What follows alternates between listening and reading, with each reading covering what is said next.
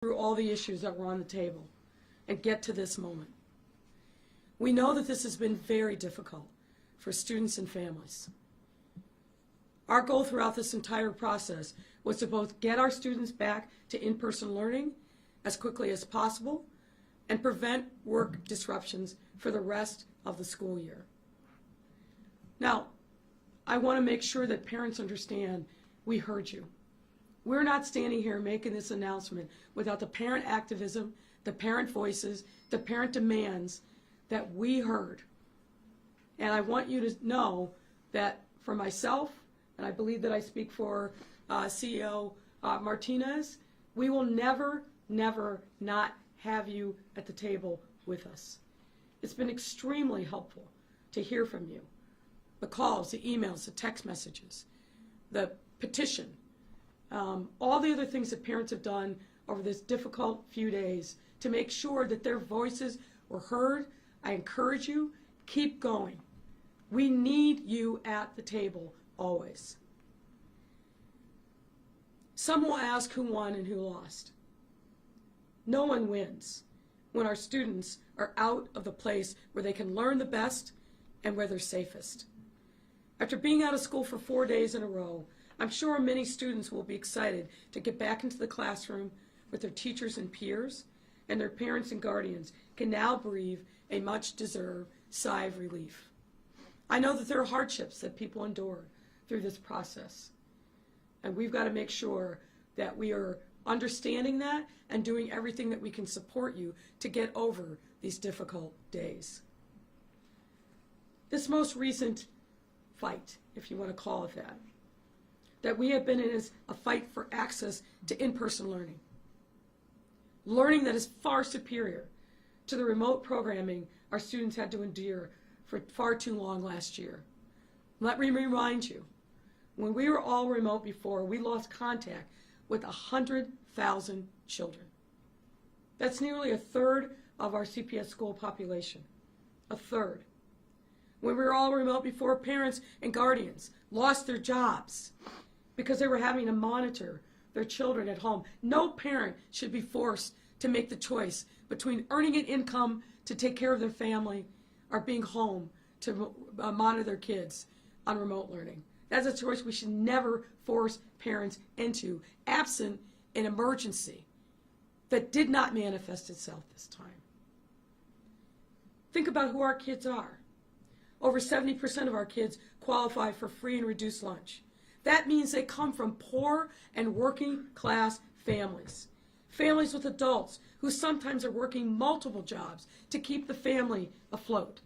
Switching completely back to remote learning again without a public health reason to do so would have created and amplified the social, emotional, and economic turmoil that far too many of our families are facing.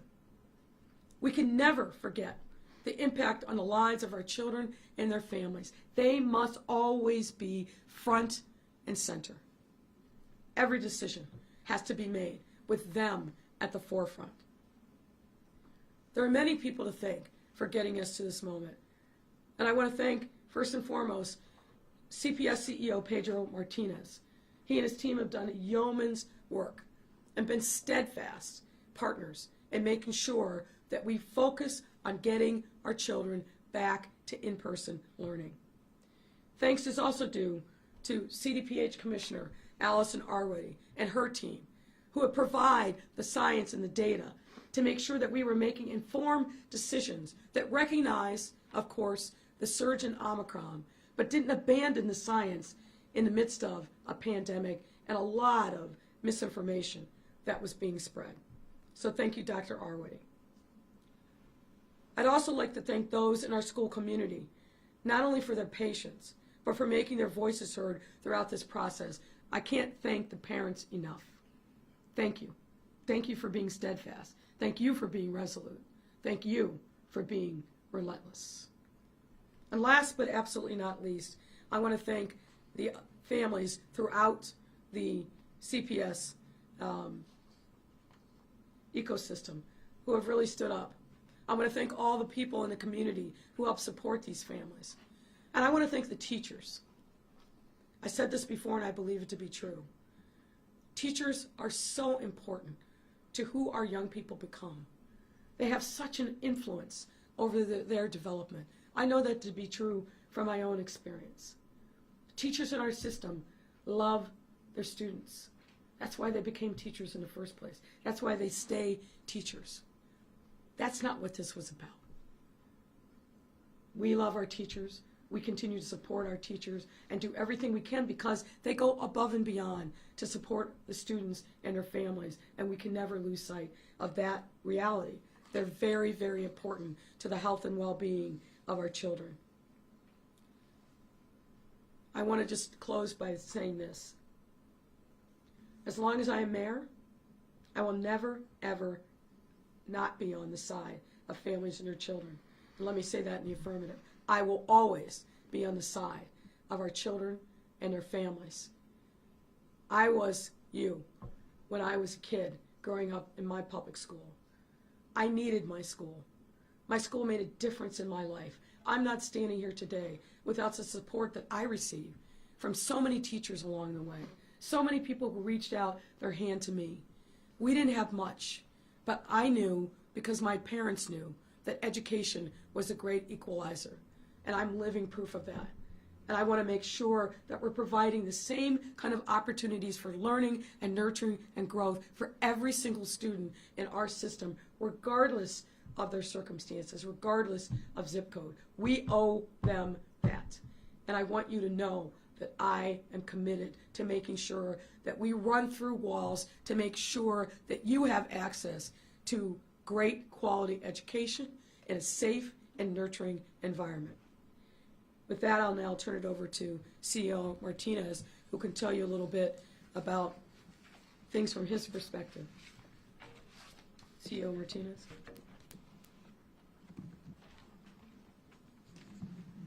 Thank you, Mayor Lightfoot, for your leadership and your courage. And thank you, Dr. Arwadi, for always being there as our thought partner with the science, with the data. First of all, I want to just thank all of our staff, our principals, teachers. We had 16% of our teachers that came into work today. We had 159 schools that put up in-person enrichment programs, including 3 schools that had in-person services for full instruction. And this wasn't easy for them. It was a lot of challenges. And I also am just looking forward to welcoming all of our staff to come in tomorrow. I wanna just work forward, and I wanna make sure that everybody knows that we are committed to the safety of our students. We're committed to the safety of our staff. We're gonna work together. There's some really good things in this agreement.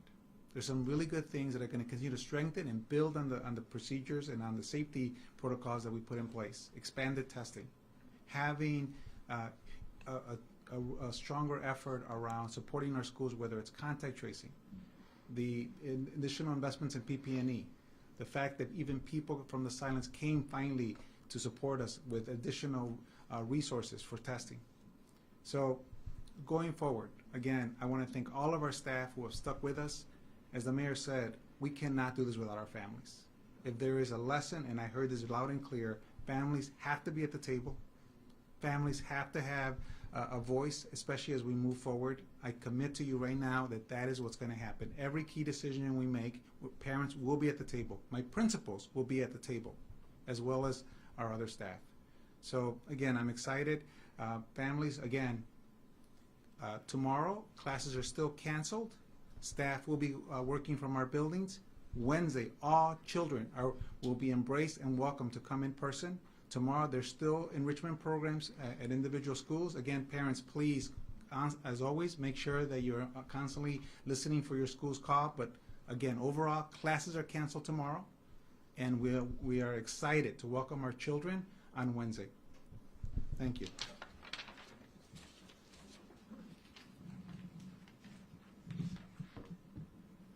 Happy to take your questions. Thanks a lot, Mayor. We'll start off with Dana Kozlov, CBS. Go ahead, Dana. Thank you. Mayor, or CEO Martinez, what was the final issue and its details that prompted the CTU to take the proposal back to its delegates? Well, I really do think you ought to ask them. I don't want to purport to speak for the CTU. I don't think that would be appropriate. But what I can tell you is, in broad strokes, this. we reached an agreement on the metrics for, at a school-based level, for when we needed to convert a classroom or a school to go remote. Not surprisingly, the component parts of that depend upon staff and/or student absences. As CEO Martinez says, we test in every school every week now, but we've added some layers to enhance the testing that will be done, and again, appreciative of the additional testing resources that we will be able to access. We are committed to engaging families to increase testing consents. That's a critical part of it. We want to get to as high a number in testing consents as we possibly can, and we're going to work jointly with the CTU to get that done. There's a new proposal on that's going to be put into place regarding contact tracing that will give opportunity for individuals at schools to be a part of contact tracing after the appropriate training, and new incentives to increase the number of substitutes in the districts. Those are some of the key points. As soon as we know that the membership has voted to approve this agreement, we'll release the written document with all the additional details to you. And that leads to my second question. Are there any guarantees that CTU teachers rank and file will remain in person post Tuesday should they vote this proposal down? Well, I'm going to emphasize the positive. I think it's meaningful that the House of Delegates voted to end the work stoppage, and certainly my hope is that the rank and file teachers who will be voting, and we're told sometime later this week, will ratify the agreement. All right, Carmen Vargas, Univision. My question is for CEO Martinez. Señor Martínez, ¿me puede explicar cuál fue el proceso y el acuerdo al que llegaron con CTU y en qué consiste? Sí, bueno, lo más importante que los padres quiero que sepan es que todos los empleados van a regresar mañana a nuestras escuelas y el miércoles es cuando van a regresar todos nuestros niños en persona, y lo que estamos de acuerdo, tenemos vamos a tener más capacidad para exámenes de COVID. Vamos a invertir más, por ejemplo, en mascarillas para los niños y para los adultos, y también la prioridad es igual, la seguridad de nuestros niños y nuestras familias y nuestros empleados. Again, for us, we just said that the main thing for parents to know that children will be welcome to come on Wednesday, and we are making more investments in COVID testing and PPE, and our priority continues to be the safety of our staff and our children. We'll go to the back with Rob Algus, ABC7. Go ahead, Rob. Mayor, this question is for you. Chicagoans were frustrated as this went on. Parents were, obviously, teachers were concerned. And you talked a little bit about your message to parents, but can you speak a little broader on your message to this city? I know you will face re-election. I don't want to talk about that necessarily, but this was a mess. People were banging their heads on the wall saying, again, these two sides can't figure it out. You did, but it took some time and it took some resources, and people are frustrated. I was just hoping you could address the frustration everyone's feeling about this as you come to a solution. No one's more frustrated than I am. No one's more frustrated than I am. We should have stayed at the table and worked this out.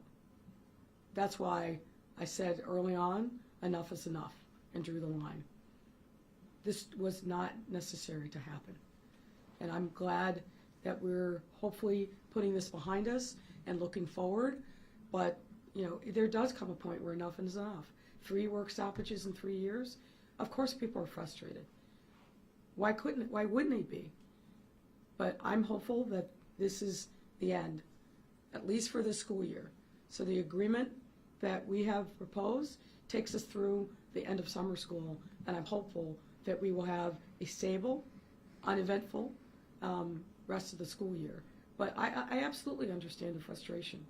I'm frustrated. We need to be working together to solve real problems in the school system. We could have worked together to solve this without a work stoppage. I don't control that, because if I had, there wouldn't have been a work stoppage. But it is what it is. We didn't throw up our hands. We worked our tails off. My team, CEO Martinez's team, outside counsel, inside counsel, we worked really, really hard all day long into the evening hours to get to this point. I wish it had been resolved sooner, I wish it had never happened, for sure. But I absolutely understand the frustration.